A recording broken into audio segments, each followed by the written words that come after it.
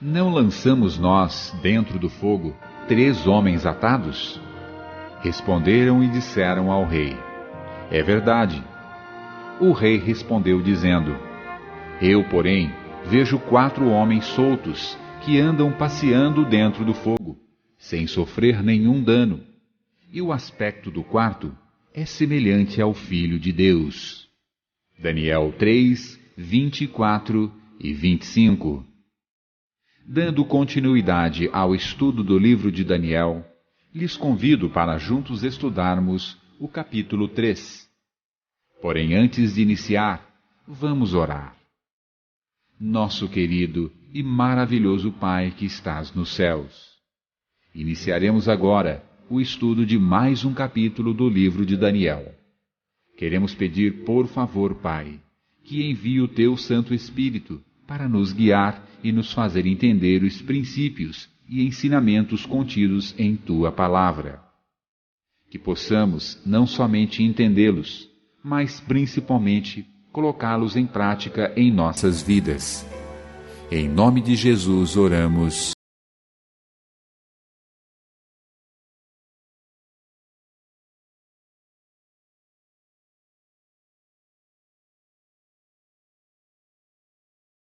Segundo alguns cronologistas, passaram 23 anos desde a interpretação do sonho em Daniel 2, da parte de Daniel, e os acontecimentos de Daniel 3.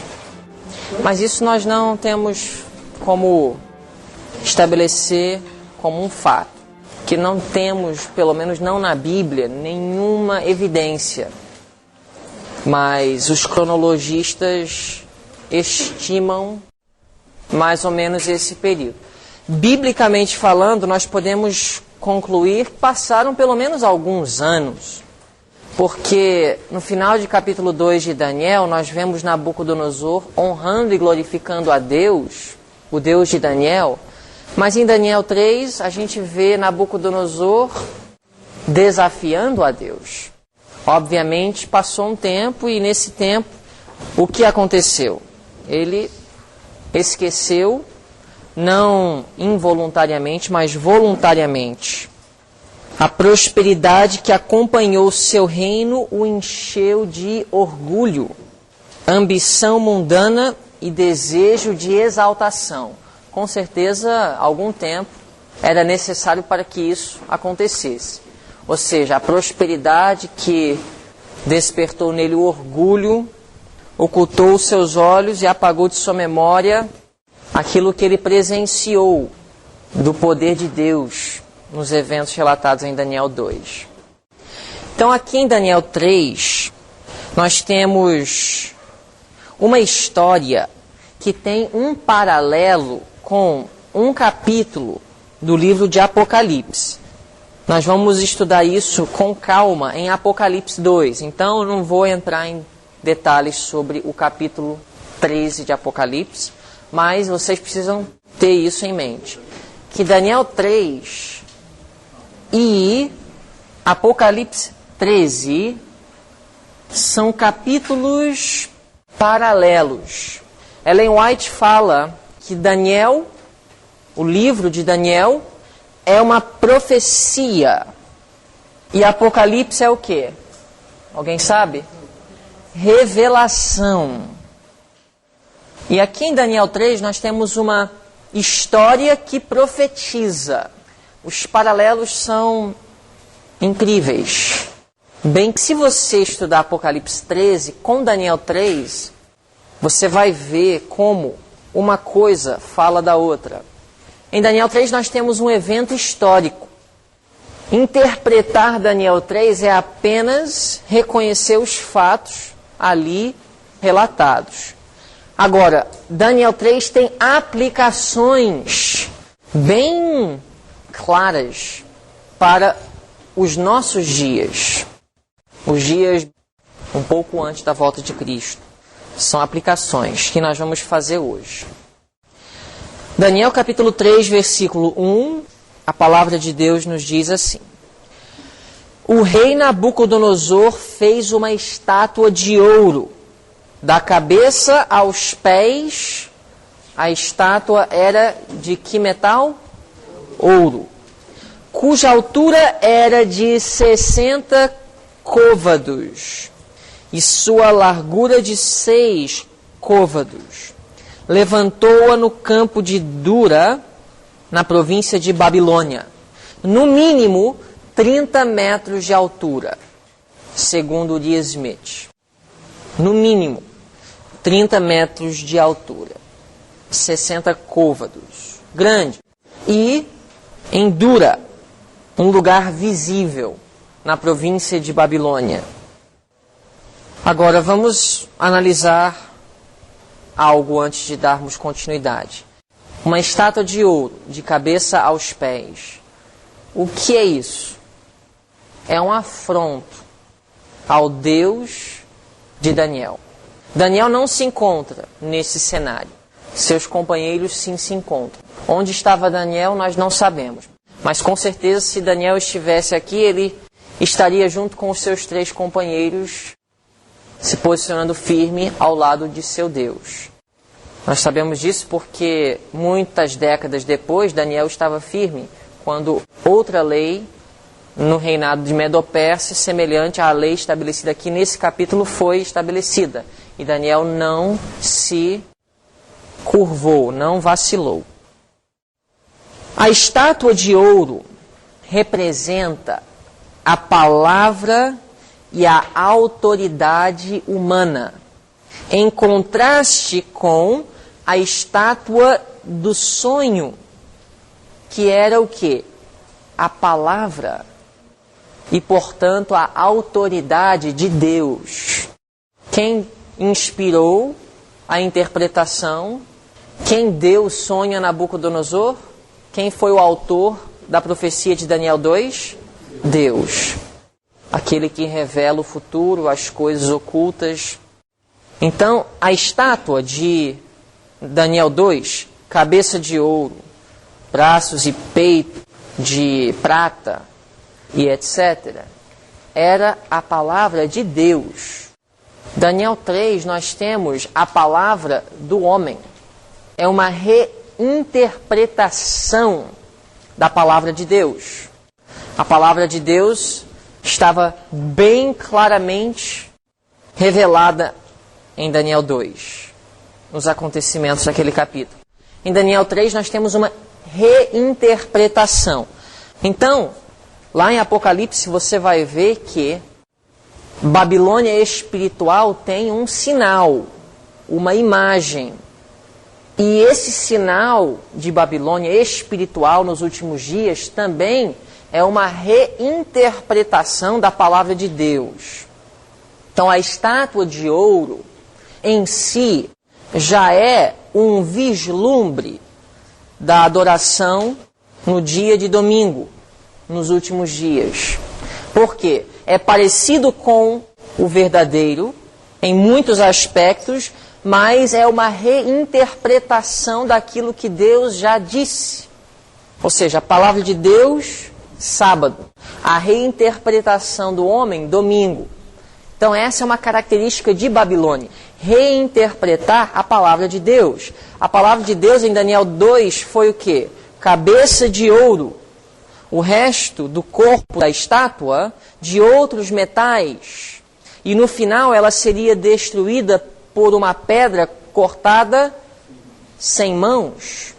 Em Daniel 3 nós temos uma estátua totalmente de ouro, ou seja, Nabucodonosor estava interpretando a palavra de Deus. Em Daniel 2, a palavra de Deus, Babilônia vai cair, outros reinos surgirão, eles cairão, e no final o Deus do céu estabelecerá o seu trono. Essa era a palavra de Deus. Em Daniel 3, a reinterpretação de Nabucodonosor, rei de Babilônia. Babilônia permanecerá para quando? Sempre. Então nós temos uma reinterpretação da palavra de Deus. Tudo bem. Deus dá ao homem o direito de seguir suas próprias convicções, tomar suas próprias decisões, sim ou não? Então, nada do que Nabucodonosor fez até agora seria condenável, pelo menos pelo homem.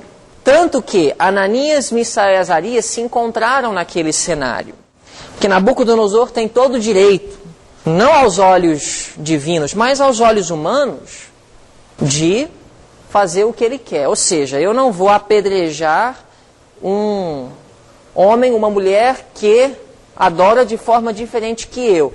Mas agora, o que é condenável, onde ele ultrapassou o seu limite, foi quando ele quis que todos os povos da terra reconhecessem e se curvassem diante de sua reinterpretação da palavra de Deus. Ou seja, ele queria que todos aceitassem a ideia de que realmente Babilônia seria um reino eterno. E ele queria que isso fosse demonstrado através de adoração, homenagem à estátua de ouro que ele levantou. Não eram todos os habitantes da terra que se encontraram naquele dia, naquela ocasião, na província de Dura, ou na planície de Dura, na província de Babilônia. Mas eram representantes de cada nação, cada povo, cada língua daquela época. Governadores de todas as províncias do vasto território da nação de Babilônia estavam ali presentes, representando seus povos, para reconhecerem a autoridade de Babilônia. Só que ao fazer isso, eles estariam aceitando a reinterpretação da palavra de Deus, pelo menos os que tinham luz quanto àquilo. Versículo 2 diz assim: Então o rei Nabucodonosor mandou reunir os príncipes, os prefeitos, os governadores, os conselheiros, os tesoureiros, os juízes, os capitães e todos os oficiais das províncias, para que viessem à consagração da estátua que o rei Nabucodonosor tinha levantado. Então, quando ela estava pronta, erguida, aí veio a convocação de todos os líderes políticos do mundo então conhecido para trazer homenagem e reconhecer o que Nabucodonosor queria declarar para o mundo. Vocês acham que a estátua ela foi construída rápida? Será que foi de um dia para o outro que de repente essa estátua de ouro se encontrou na planície de Dura? Então nós temos aqui outra profecia, outro vislumbre. O que vai acontecer em breve já está acontecendo, só que ocultamente poucos sabem, mas essa imagem ela já está sendo erguida. Um dia ela se tornará conhecida a todos nós, e todos os habitantes da terra, mas não é naquele dia que ela vai ser formada. Ou seja, hoje, a estátua de Nabucodonosor, de ouro, simbolicamente falando, já está sendo construída. Os construtores dessa adoração falsa já estão trabalhando ocultamente, secretamente. Isso nós sabemos baseado na palavra de Deus. E com certeza os 3 jovens hebreus que se encontraram aqui nesta ocasião sabiam que teriam provas a enfrentarem em Babilônia. E este foi o grande dia de sua prova, porque eles se encontravam entre os sábios de Babilônia. No último versículo do capítulo 2, diz assim: E Daniel pediu ao rei e constituiu ele sobre os negócios da província de Babilônia a Sadraque, Mesaque e Abednego. Então eram 3 jovens que foram constituídos sobre os negócios da província de Babilônia. Então eles se encontravam naquela cena. Muito difícil, porque havia grande expectativa, grande emoção. Havia um espírito de união, um espírito ecumênico. E ali estavam 3 que praticamente estragaram o espírito daquela ocasião. Versículo 3. Então se reuniram os príncipes, os prefeitos, os governadores, os capitães, os juízes, os tesoureiros, os conselheiros e todos os oficiais das províncias à consagração da estátua que o rei Nabucodonosor tinha levantado.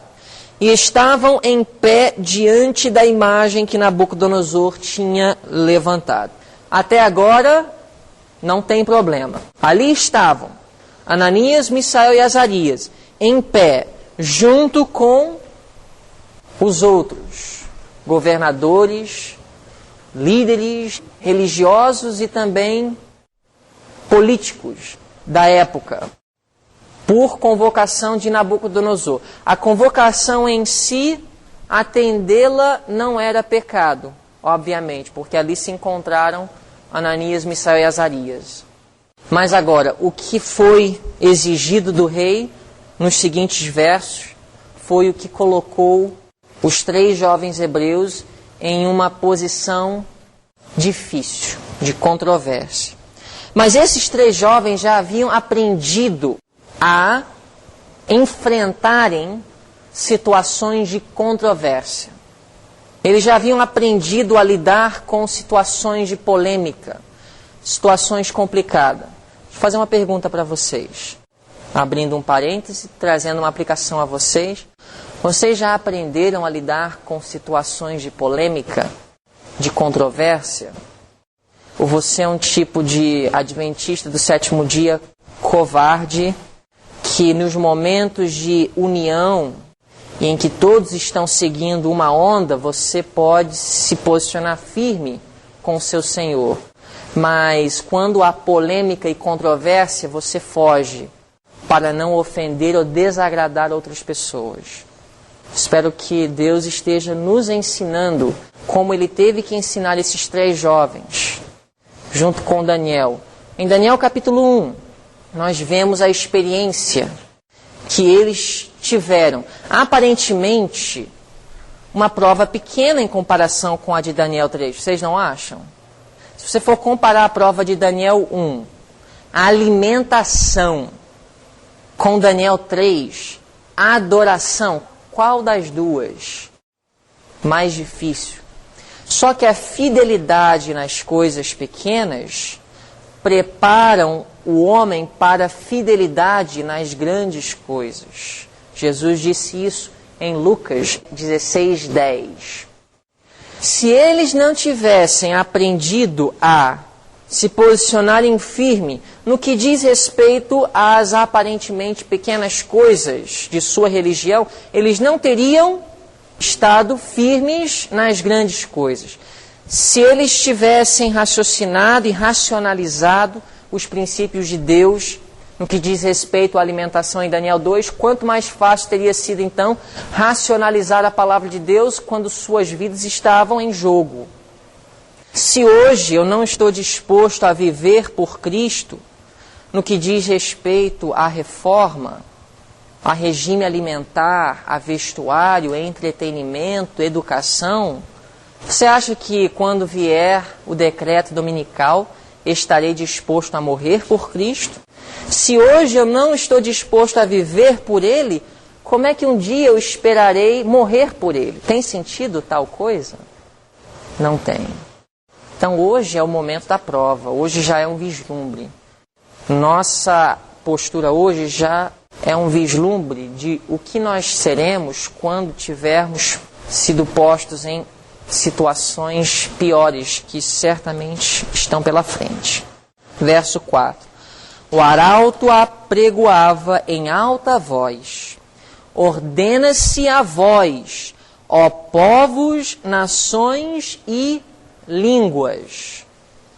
Quando ouvirdes o som da buzina, da flauta, da harpa, da sambuca, do saltério, da gaita de foles e de toda espécie de música, prostrar-vos-eis e adorareis a estátua de ouro que o rei Nabucodonosor tem levantado.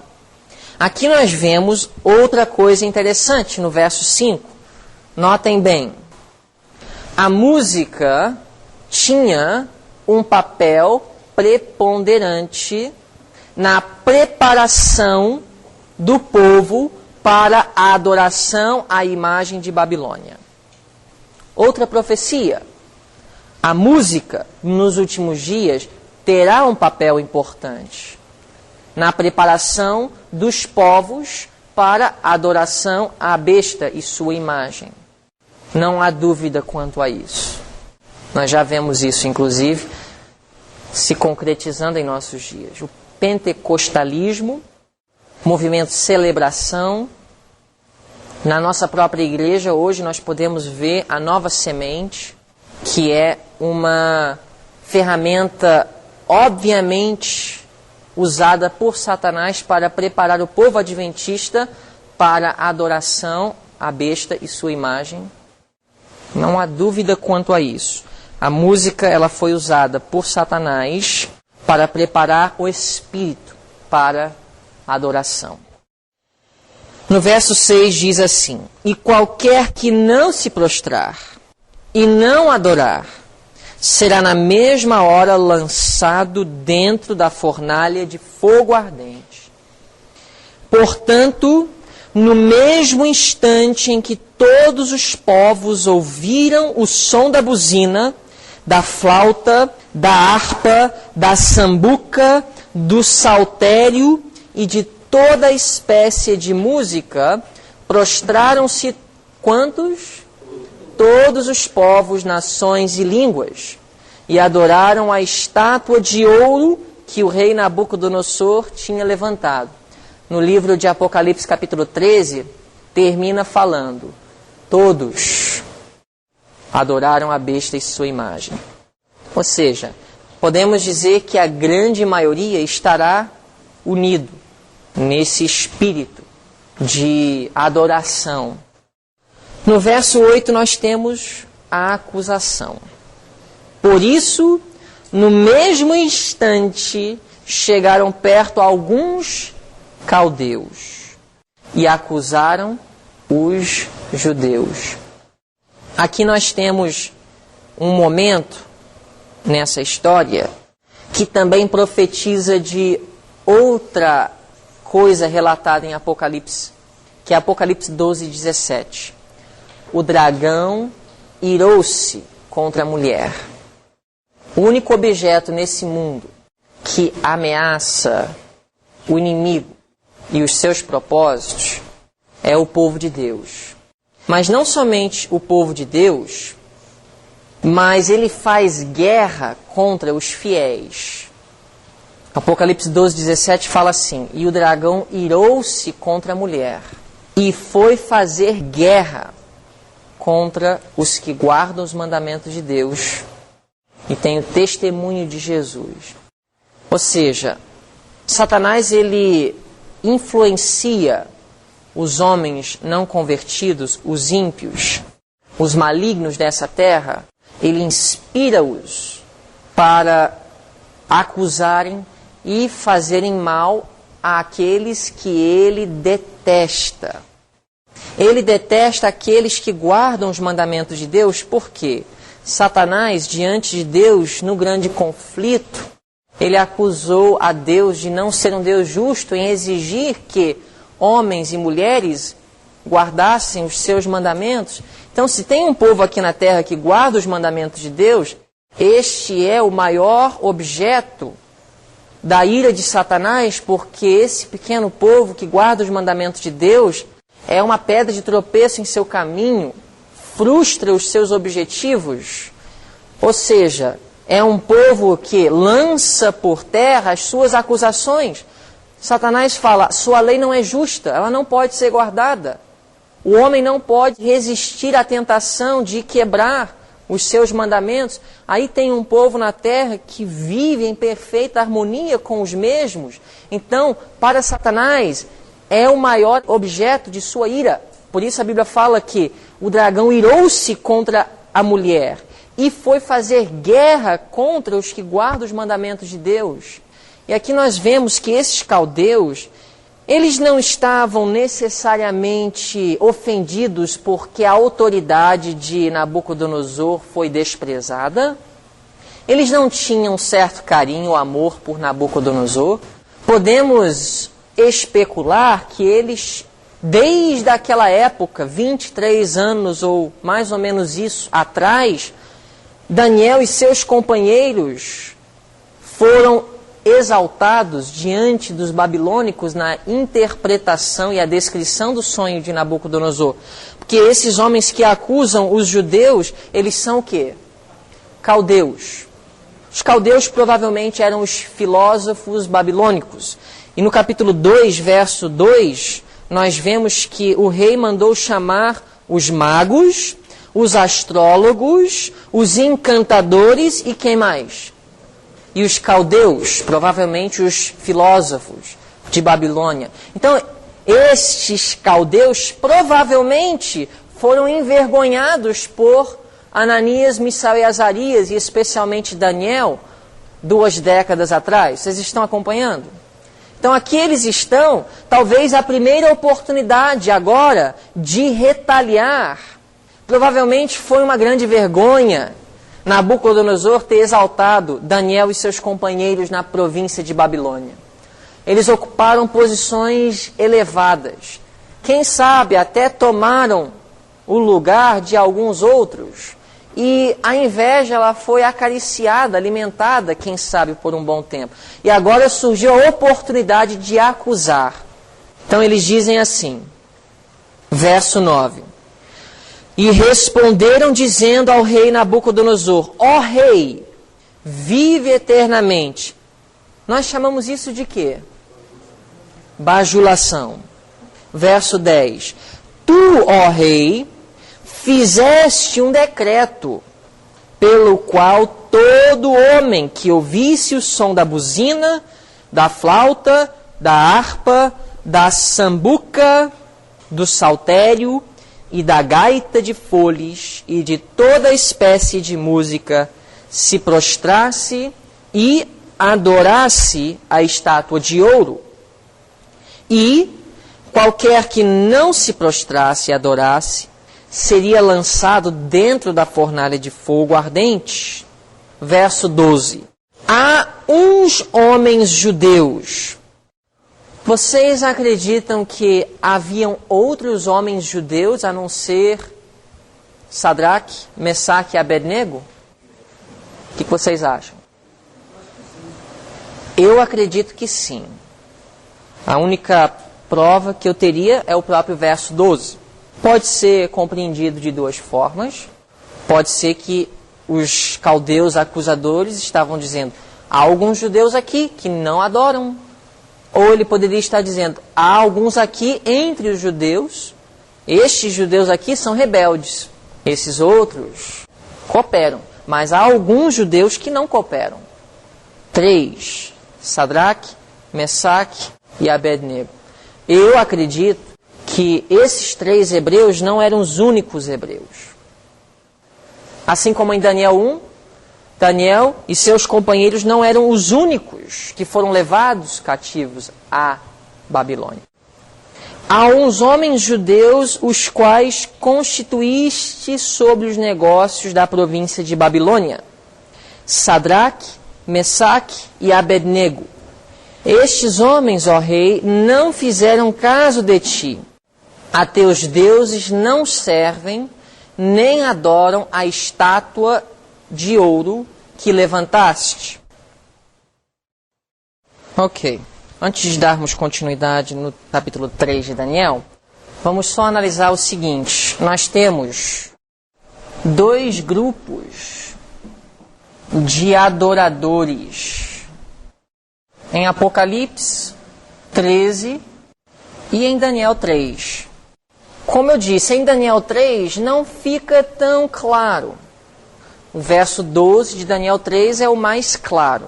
Há uns judeus que não adoram, que não fizeram caso de ti, ó Nabucodonosor.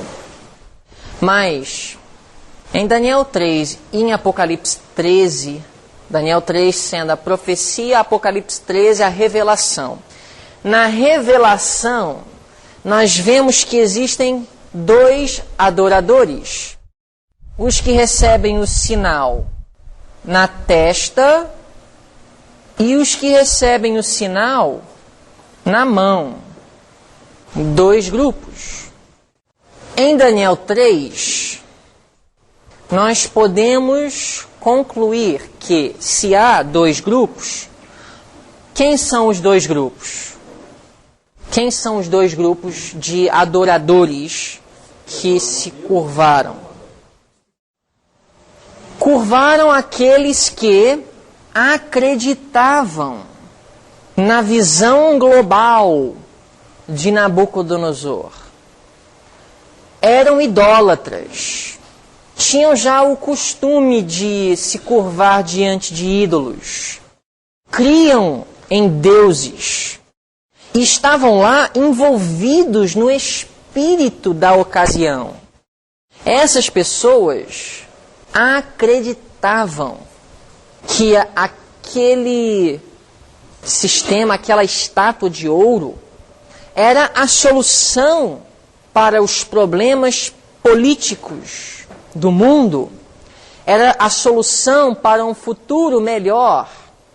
Ou seja, pessoas que estavam convictas, enganadas, mas convictas de que aquilo era o certo e se ajoelharam com essa convicção.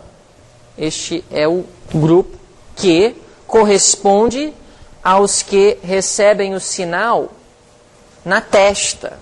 Convicção mental. Eu creio, eu estou consentindo mentalmente que isso é certo, é de Deus, é o melhor para a sociedade.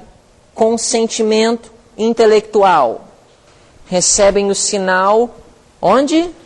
Na testa. Outro grupo tinha luz.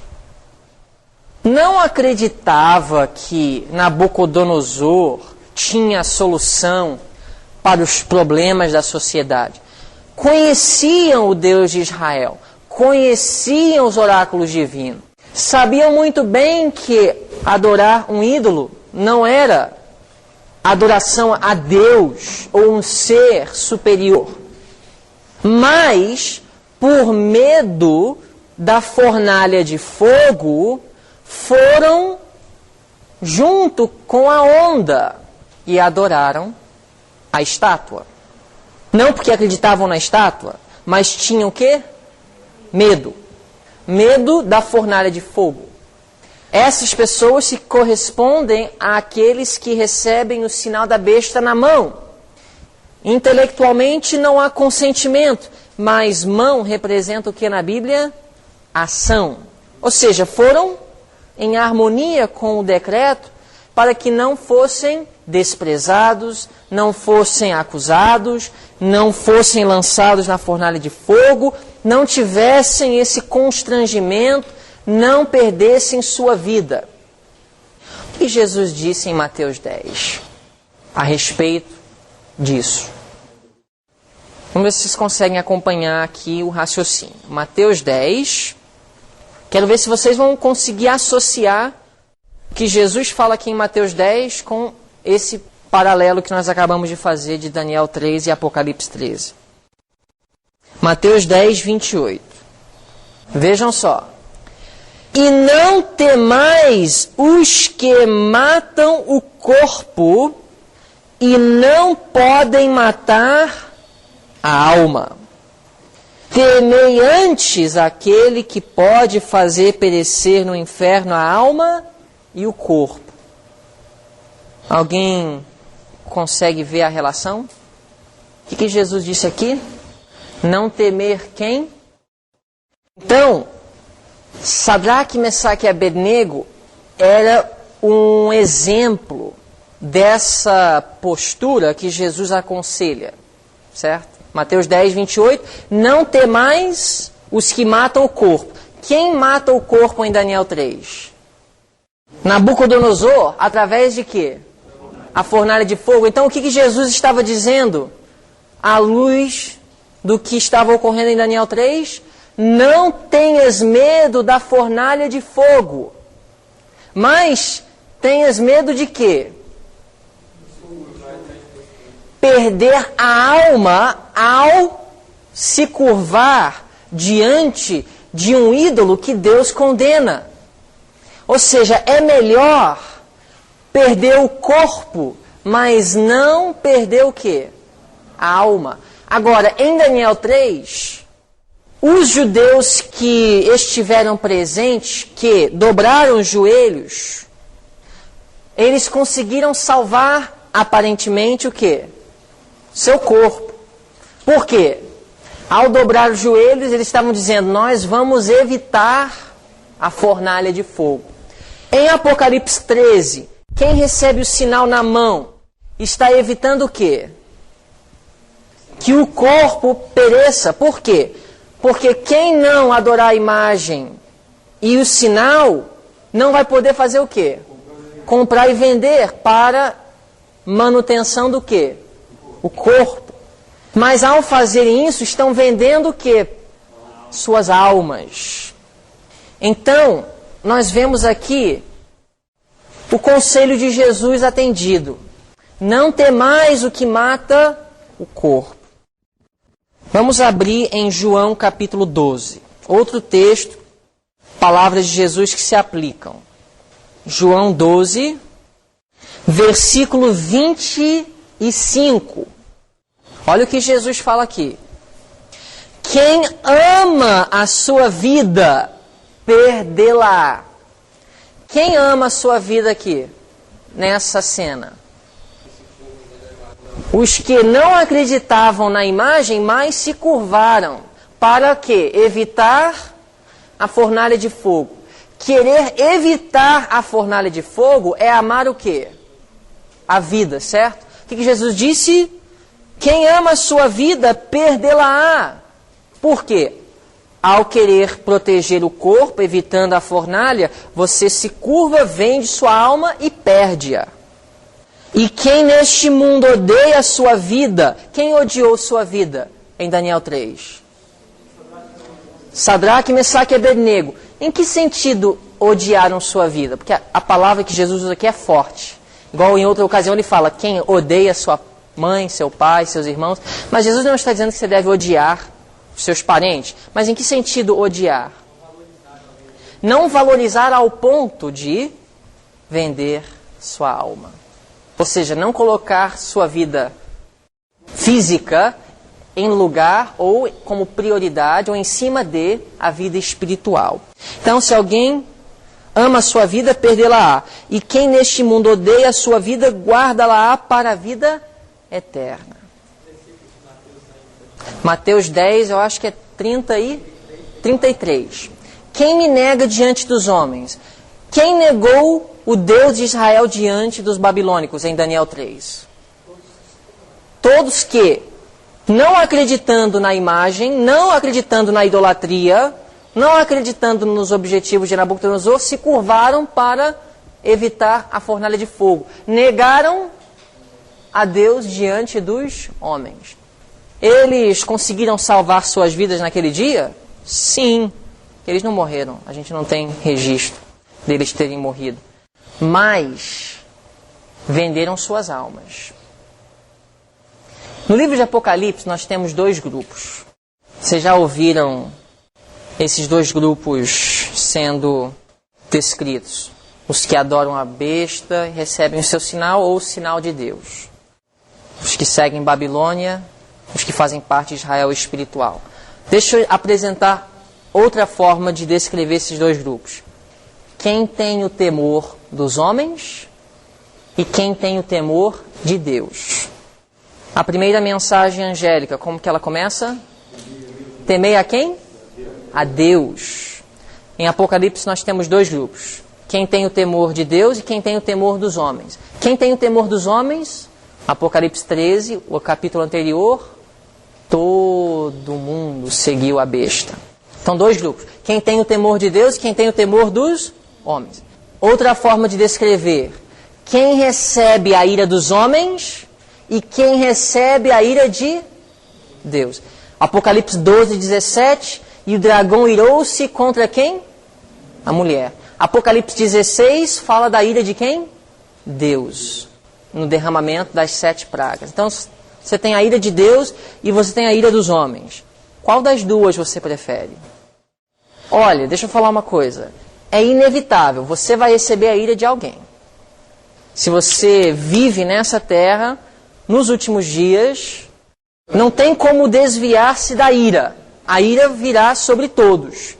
Qual das duas você prefere? Essa seria a questão. Vamos voltar a Daniel 3. Daniel capítulo 3. Vamos ver a reação de Nabucodonosor diante da acusação que os caldeus fizeram referente a Sadraque, Mesaque e Abednego. Aqui nós vamos ver a ira do dragão. Porque Daniel é a profecia, Apocalipse é a revelação. Quando a gente vê que o dragão irou-se contra a mulher, a gente já pode ver o dragão se irando contra a mulher em Daniel 3. Olha só o que diz em Daniel 3, versículo 13. O que diz? Então Nabucodonosor com o quê? Ira e furor mandou trazer a Sadraque, Mesaque e Abednego. E trouxeram a estes homens perante o rei. Deixa eu fazer uma pergunta para vocês. Eles já eram dignos de morte aqui? Segundo o decreto? Sim. Vocês conseguem sentir alguma simpatia? É quase como se Nabucodonosor ele precisava de demonstrar sua intolerância, mas ao mesmo tempo ele, de alguma forma, tinha alguma simpatia. Quem sabe aquelas sementes que foram plantadas no final dos 3 anos da educação, quando ele examinou esses 3 junto com Daniel e viram que eles eram muito superiores aos demais, e em Daniel 2, quando ele soube de que eles tiveram uma participação na bênção de Deus ter revelado seu sonho, a interpretação, quem sabe, se fossem outros, não haveria segunda chance. Mas Nabucodonosor aqui, ele estende uma segunda oportunidade. Olha no verso 14. Falou Nabucodonosor e lhes disse: é de propósito, ó Sadraque, Mesaque e Abednego, que vós não servis a meus deuses, nem adorais a estátua de ouro que levantei? Eu consigo imaginar que Nabucodonosor gostava desses jovens, só que você fica numa situação difícil, porque todos sabem que eles transgrediram a sua palavra. Como que você fica como rei? Como que fica a sua autoridade diante dos seus súditos? Quando você sabe que todos ficaram sabendo que sua palavra foi desprezada. Se você não toma ação, como que você fica diante dos outros? Sem autoridade. Então Nabucodonosor, independentemente de seus sentimentos para com esses 3 jovens, ele precisava de executar sua palavra. E ele achava em sua, se eu posso chamar de sinceridade, que ao dar uma segunda chance, que esses jovens iriam aceitar a segunda chance. O que vocês acham? Eu acredito nisso. Senão não teria. Só que a segunda chance só humilhou mais o rei. Ou seja, ele ficou humilhado em saber que esses jovens não fizeram caso dele e que vários de seus súditos ficaram sabendo. Aí ele disse: olha, eu gosto desses jovens, eu sei que neles existe o espírito dos deuses, cuja habitação não é com os homens, mas todos já estão sabendo, eu preciso então de ajudá-los, deixa eu dar uma segunda chance. Só que agora, ao dar essa segunda chance, se eles não atendessem, aí é que ele ficaria bem humilhado. E na segunda vez, aí o seu furor era até a morte. Ou seja, ele não poderia agora permitir que, depois de 2 afrontos, eles pudessem continuar vivendo. Verso 15. Agora, pois, olha a segunda chance. Se estáis prontos quando ouvirdes o som da buzina, da flauta, da harpa, da sambuca, do saltério, da gaita, de foles e de toda espécie de música, para vos prostrardes e adorardes a estátua que fiz, bom é. Mas, se não a adorardes, sereis lançados na mesma hora dentro da fornalha de fogo ardente.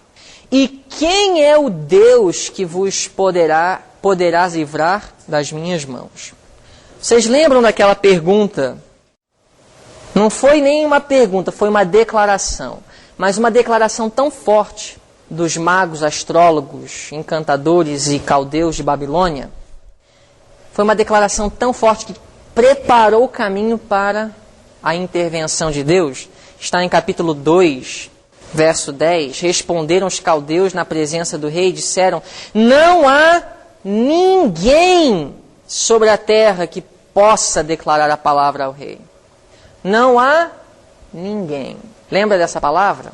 Essa declaração ela foi só para cooperar mais na exaltação de Deus no final da história. Aqui no capítulo 3, essa pergunta, que na realidade não foi uma pergunta, mas foi uma declaração, e quem é o Deus que vos poderá livrar das minhas mãos? Lembra daquela citação? Eu gosto de sempre repeti-la. Os extremos dos homens são o quê? As oportunidades de Deus. Nunca se esqueçam. O mesmo quarto homem que esteve com Sadraque, Mesaque e Abednego na fornalha de fogo, ele pode estar contigo quando os seus pais morrem, quando você fica doente, quando você perde tudo que tens, quando você é maltratado e acusado falsamente. Em cada extremo, lembra-se de que Deus agora tem a oportunidade, se você permitir, que Ele exalte o seu nome através de sua calamidade. O mesmo quarto homem que esteve com os 3 jovens pode estar conosco. Eu acredito que os 3 jovens, eles tinham em mente a seguinte promessa. Segundo o dedo em Daniel 3, abram em Isaías 43, versos 1 e 2. Isaías 43, 1 e 2. Mas agora, assim diz o Senhor que te criou. Quanto tempo atrás Isaías tinha escrito isso? Mais de 150 anos. Daniel, provavelmente, seus companheiros compreendiam essa palavra. Ó Jacó, e que te formou, ó Israel, não temas, porque eu te remi, chamei-te pelo teu nome, tu és meu. E por Daniel, Ananias, Misael e Azarias serem filhos de Jacó, filhos de Israel, eles provavelmente reclamaram essas palavras para eles como se fossem escritas diretamente e especificamente a eles. E olha o que diz no verso 12. Quando passares pelas águas. Eles tinham algum exemplo no passado de Deus ter conduzido algum povo pelas águas? Israel pelo Mar Vermelho, Israel pelo Rio Jordão. Mas olha a próxima. E quando pelos rios, isso se referindo ao Rio Jordão, eles não te submergirão. Quando passares pelo fogo, não te queimarás, nem a chama arderá em ti. Essa palavra de Isaías foi cumprida em parte no passado, no caso de Israel, quando saiu do Egito e entrou na terra de Canaã, e teria um cumprimento, creio eu, até específico, na vida de Sadraque, Mesaque e Abednego. Quando passares pelo fogo, não te queimarás. Essa promessa, sem dúvida, estava em mente. Quando naquele dia, diante do rei, eles tiveram que se posicionar firmes. Eu acho que se Nabucodonosor pudesse perceber qualquer vacilação, eles poderiam ter sido convencidos. Não podemos vacilar. Deixa eu mostrar outro texto para vocês. Segura o dedo em Daniel 3, vai para Isaías 50. Verso 7, olha só. Porque o Senhor Deus me ajuda, assim não me confundo. E essas palavras se cumpriram em Sadraque, Mesaque e Abednego. Senhor Deus, me ajuda e não me confunda. Eles não estavam confundidos. Por isso pus o meu rosto como que? Um seixo, porque sei que não serei envergonhado. Na hora da polêmica, e eu não estou falando de um espírito confrontador, não estou falando disso. Eu estou falando de consistência, estou falando de firmeza, estou falando de fibra. Na hora da pressão, na hora da oposição, você consegue olhar para os olhos e dizer não. Com todo respeito, não, eu não concordo. Isso não é não ter o Espírito de Cristo. Não ter o Espírito de Cristo tem a ver com o tom da sua voz, tem a ver com os métodos que você usa, ou a falta de respeito que você mostra no sarcasmo, e em muitas outras formas que nós podemos usar para envergonhar outro, ou desprezar outro. Mas não concordar não é falta de respeito. Nunca deixe ninguém te convencer do contrário. Você pode discordar respeitosamente com qualquer um que venha querer interferir com as convicções da sua consciência. Espero que a sua consciência esteja fundamentada na palavra de Deus e não nas suas próprias teorias ou opiniões. Mas se a sua convicção está fundamentada na palavra de Deus, que ninguém venha te pressionar. Nabucodonosor, ele estava tentando pressionar. Eu e você jamais precisaremos de usar os métodos de Nabucodonosor para evangelizar. Mas aqui ele estava evangelizando. Ele queria que todos aceitassem sua religião. Você não quer que todos aceitem a sua religião? O que vocês acham? Quantos aqui querem? Eu gostaria que os meus familiares, os meus amigos aceitassem a minha religião. Mas se eu preciso de usar uma fornalha de fogo para pressionar outro a aceitarem o que eu quero, o que eu acho melhor, então eu estou destituído do Espírito de Deus. Se eu preciso usar força, se eu preciso usar pressão, se eu preciso usar métodos humanos que Deus não aprova para convencer a mente de outro, é porque eu estou destituído do Espírito de Deus, porque no evangelizar, o Espírito de Deus é quem convence. Eu sou apenas um instrumento através do qual ele trabalha. Nabucodonosor, ele não tinha o Espírito de Deus, ele não tinha argumentos convincentes para convencer esses três jovens, então ele precisou de usar pressão mental. E assim ele trabalha em Daniel 3. Mas no verso 16, vamos lá, 3,16. Responderam Sadraque, Mesaque e Abednego, e disseram ao rei Nabucodonosor. Essa é a parte do capítulo que eu mais gosto. Eu quero ter a coragem desses três jovens. Eu quero ter o equilíbrio desses três jovens. Eu quero ter o espírito desses três jovens. E acima de tudo, eu quero ter a fidelidade desses três jovens. Jesus disse, ser fiel até quando? A morte. Também diz em Apocalipse 12, versículo 11, não amaram suas vidas até a morte. Olha a reação, olha a resposta. Não necessitamos de te responder sobre este negócio.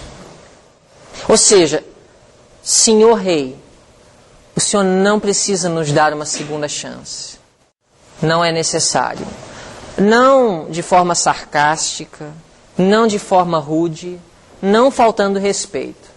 Mas, de forma objetiva, eles disseram, Senhor Rei, não necessitamos de uma segunda chance. Verso 17. Eis que o nosso Deus, a quem nós servimos, é que nos pode livrar. Ele nos livrará da fornalha de fogo ardente e da tua mão, ó Rei. E se não, fica sabendo, ó Rei, que não serviremos a teus deuses, nem adoraremos a estátua de ouro que levantaste. Deixa eu fazer uma pergunta.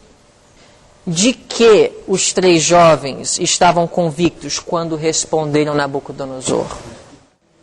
Mas eu quero uma resposta baseada no texto. Eles estavam certos de que Deus iria livrá-los? Não. Então eles estavam certos de quê? Sim, mas baseado no texto.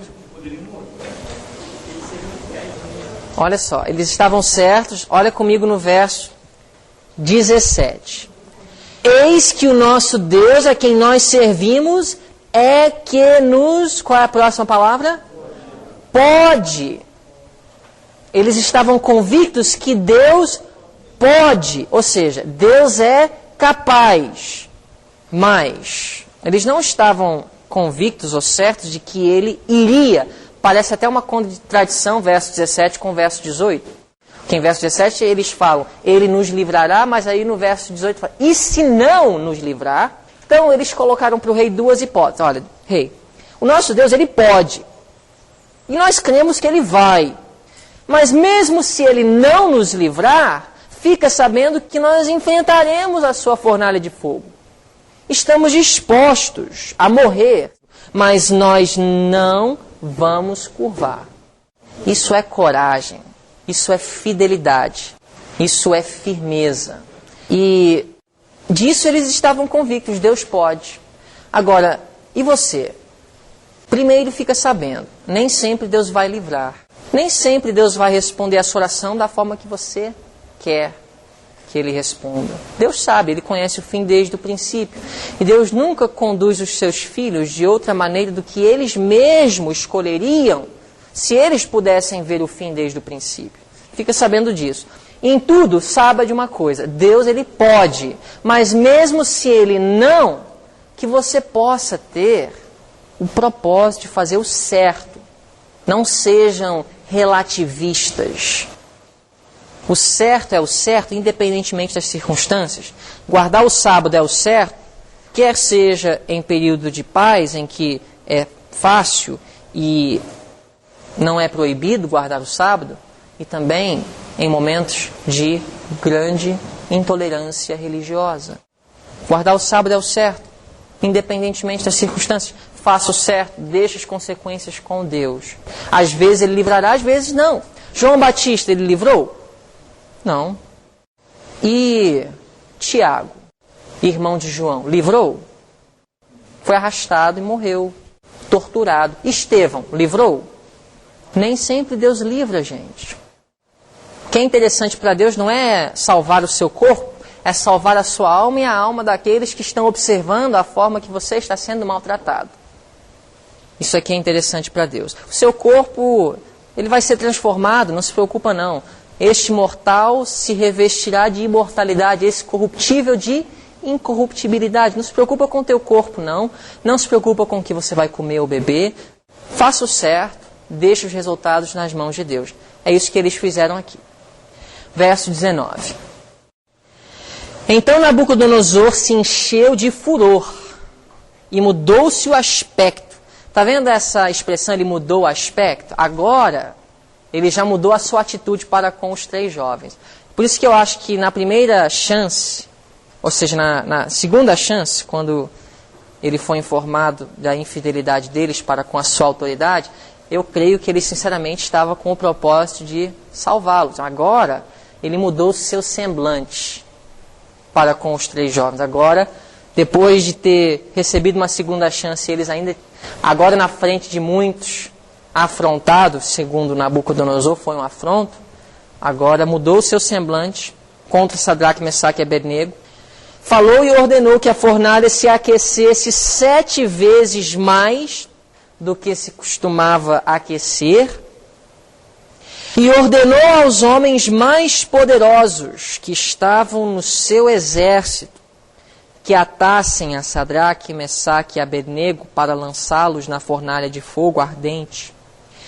Então estes homens foram atados, vestidos com as suas capas, suas túnicas e seus chapéus, e demais roupas, e foram lançados dentro da fornalha de fogo ardente. E, porque a palavra do rei era urgente, e a fornalha estava sobremaneira quente, a chama do fogo matou aqueles homens que carregaram a Sadraque, Mesaque e Abednego. E estes 3 homens, Sadraque, Mesaque e Abednego, caíram atados dentro da fornalha de fogo ardente. Provavelmente eles foram empurrados lá dentro. E então, para Nabucodonosor, acabou o fim. Ele até viu alguns morrerem ao levarem os jovens até a fornalha. E o mais incrível, verso 24. Então o rei Nabucodonosor se espantou. Imagina o que deveria ter sido para o rei ver os 3 jovens caminhando lá dentro. Só de ver movimento já era sobrenatural, porque até os que os conduziram até a fornalha morreram. Mas agora ele vê 4. Ele vê de forma clara, distinta. Ele se levantou depressa e falou, dizendo aos seus conselheiros: não lançamos nós dentro do fogo 3 homens atados? Responderam e disseram ao rei: é verdade, ó rei. E respondeu dizendo: eu, porém, vejo 4 homens soltos que andam passeando dentro do fogo, sem sofrer nenhum dano. E o aspecto do 4 é semelhante ao Filho de Deus. Como é que o rei, ele reconheceu que esse era o Filho de Deus? Os cativos hebreus tinham representado a verdade diante dele na vida e no caráter. E eles também tinham falado do Messias vindouro. Nabucodonosor tinha algumas sementes plantadas lá dentro desse coração dele. Aparentemente duro, mas no qual Deus estava trabalhando. Verso 26.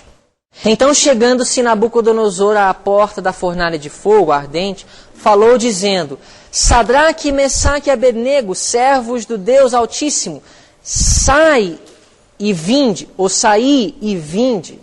Aqui está um ponto que não podemos deixar de notar. Isso foi um pedido ou uma ordem? Uma ordem. Saí e vinde. Será que Sadraque, Mesaque e Abednego não poderiam ter desafiado essa ordem? Pois aí está ao seu lado Jesus. E eles estão dentro da fornalha. Com certeza, eles estavam agora, pela primeira vez talvez, desde o dia que eles conheceram Nabucodonosor, eles estavam em uma posição superior a Nabucodonosor. Vocês concordam? Quem está numa posição de inferior aqui? Nabucodonosor, sem dúvida. Agora veja aqui o espírito equilibrado que nós precisamos ter ao defendermos a verdade.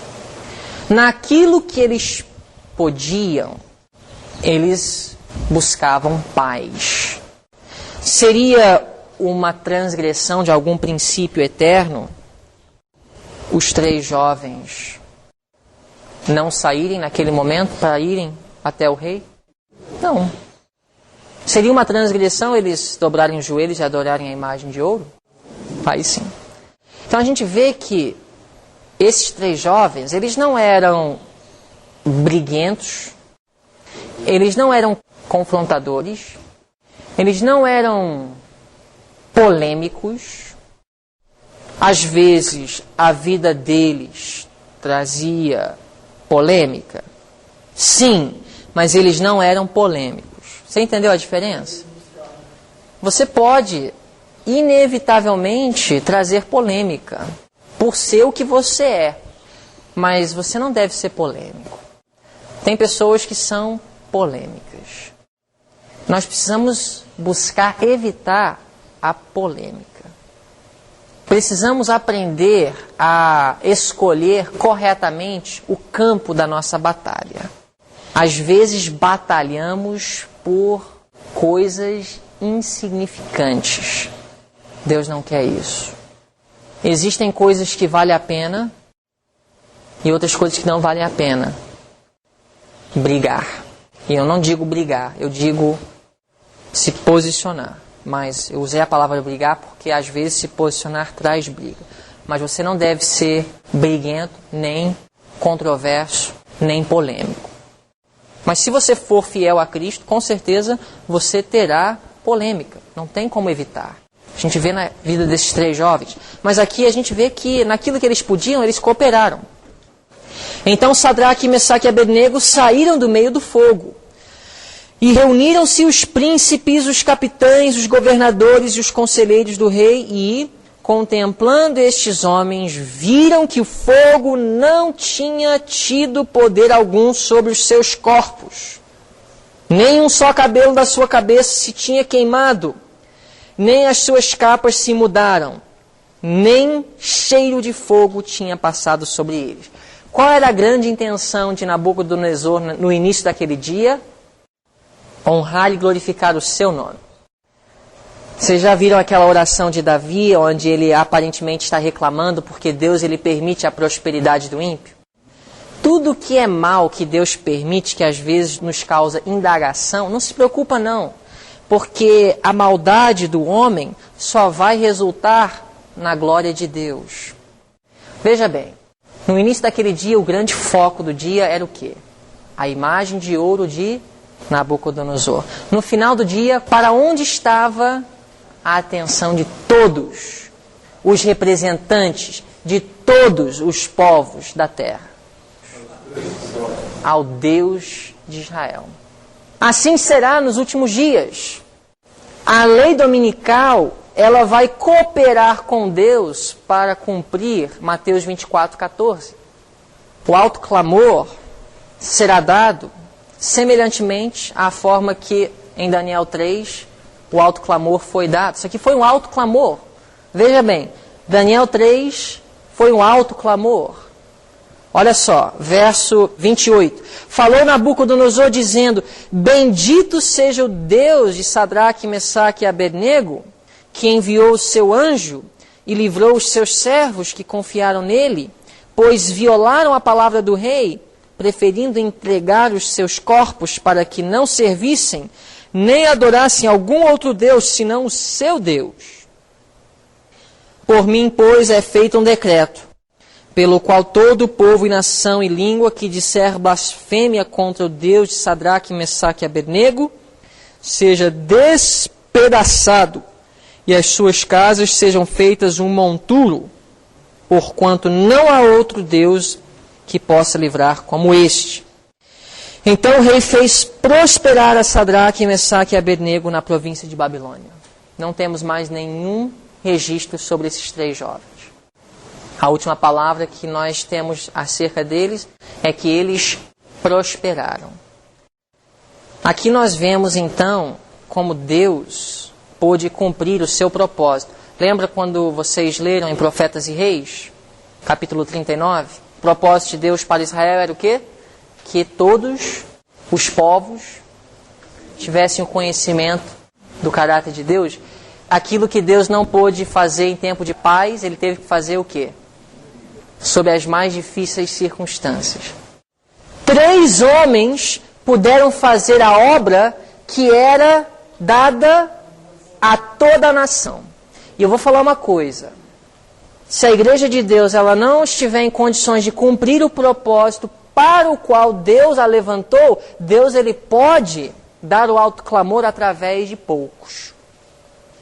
Se através de 12 Jesus foi capaz de levantar a sua igreja, estabelecer o reino da graça, sendo que ele queria ter feito aquilo através de uma nação inteira, gente, é só olhar para o passado. Gideão com quantos? 300.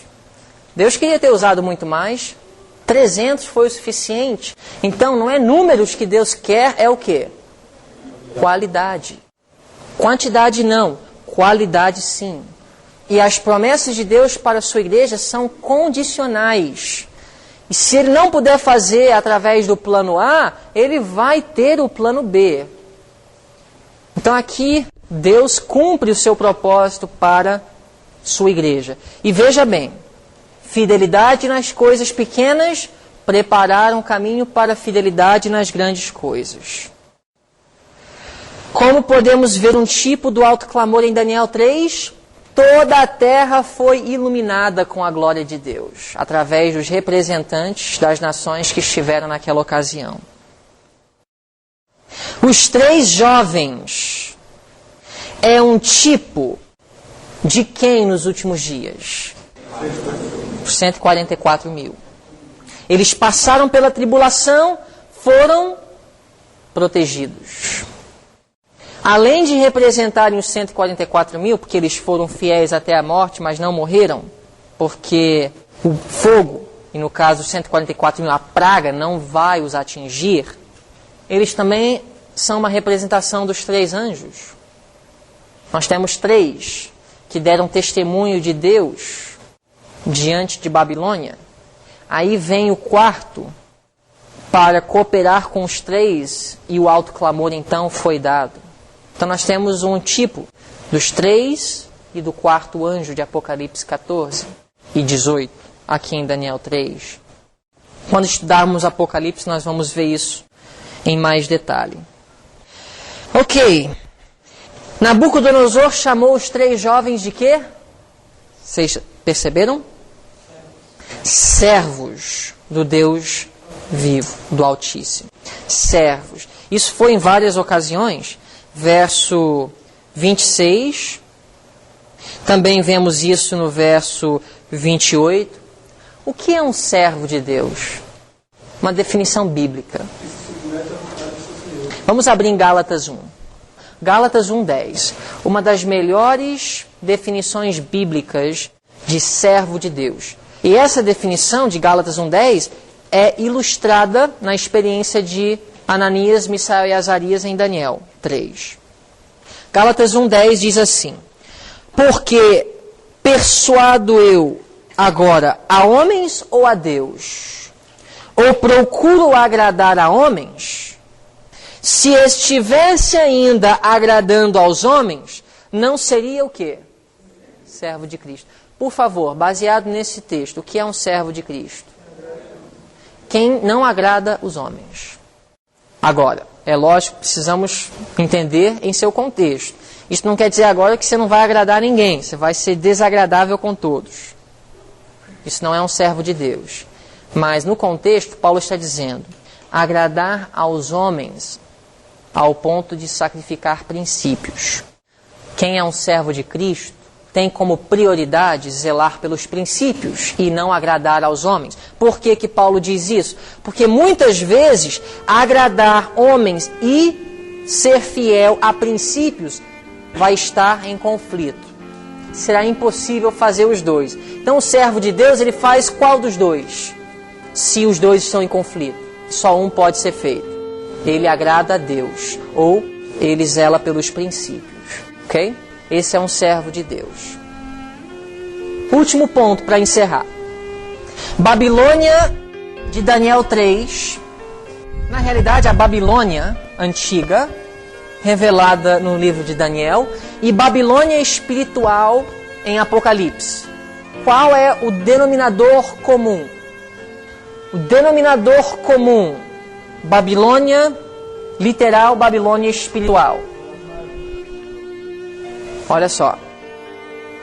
União da religião com poder político. Babilônia literal e Babilônia espiritual. A Babilônia de Daniel e a Babilônia de Apocalipse. Ou você pode dizer intolerância religiosa. É o denominador comum da Babilônia antiga e a Babilônia moderna. A união da igreja com o Estado, ou a união da religião com o poder político. Agradecemos, Senhor, pelo exemplo de fidelidade e amor deixado em Sua palavra por estes 3 jovens hebreus cativos da corte de Babilônia. Que esse exemplo, Pai, possa ser nossa experiência nos dias atuais e vindouros. Que possamos, confiados em Tua palavra e por Teu poder, nos mantermos fiéis a ela, e assim sermos achados por dignos de estar contigo nos céus. Abençoa a todos que estão participando desses estudos. Em nome de Jesus oramos. Amém.